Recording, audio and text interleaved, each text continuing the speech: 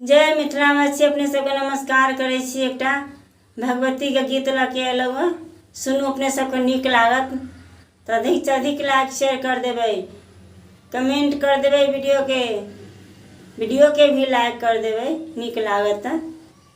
संगीता झा गा रहल छी। जय मिथिला, जय मैथिली। कहाँ ना है लो काले, कहाँ लट झर लाने, कहाँ कैलो सोलह सिंघार है, कहाँ ना है लो काले, कहाँ लट झर लाने, कहाँ कैलनि सोलह सिंघार है,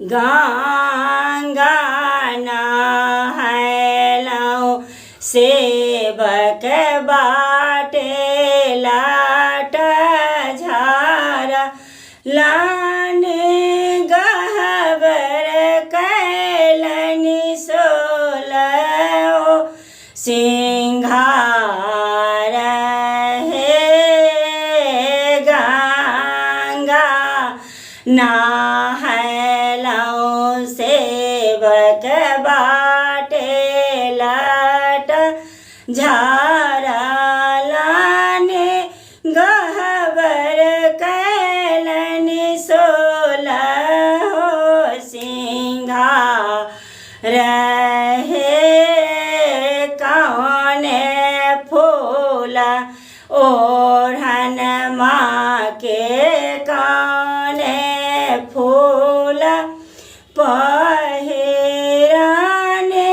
कौने फूल मैया के सिंघार है, कौने फूल ओढ़न माँ के, कौने फूल पहिराने, कौने फूल मैया के सिंघार है, बेले फूल ओढ़न माँ के, चमेली फूल पहिराने,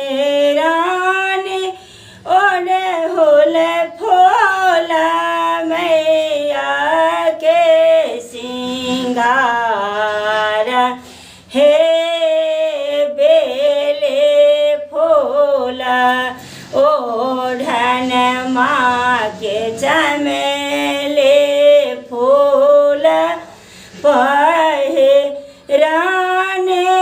ओढ़हुल फूल दुर्गा के सिंघार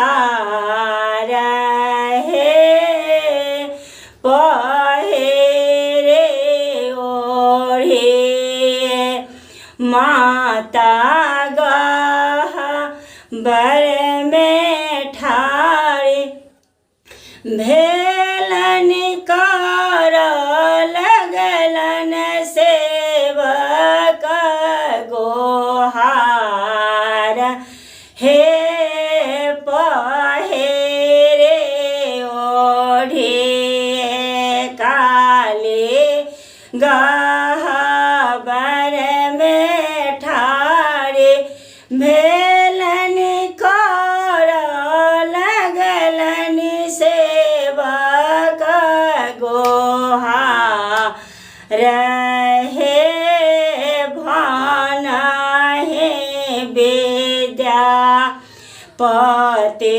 सोनु महादूर, गा सदा करब रक्षा पाल, हे भाना हे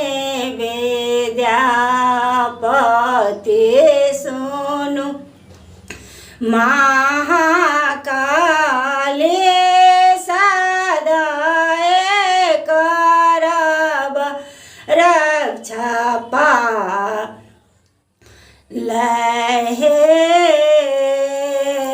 धन्यवाद।